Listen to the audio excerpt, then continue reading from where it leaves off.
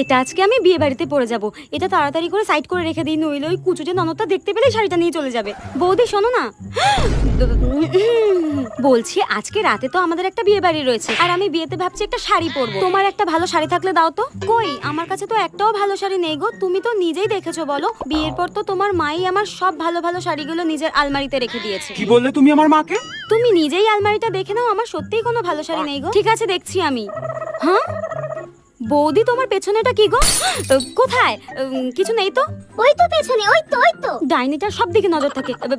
এইটা কি সুন্দর শাড়িটা। এটা আসলে কালকে আমার মা দিয়ে গেছিল। আরে আরে, দেখি শাড়িটা দাও দেখি। ওয়াও, শাড়িটা কি সুন্দর। আর তুমি ইচ্ছা করে লুকিয়ে রেখেছিলে না? ডাইনি, শাড়িটা দে বলে দিচ্ছি। যাই হোক, শাড়িটা আমি পরে যাবো বিয়ে বাড়িতে, তুমি অন্য কিছু পরে যাও। লুকিয়ে রাখা ভালো লাগে না। কুচিতে ননদের মনে হয় গলাটাই টিপে দিই। ডাইনি দেখি একটা।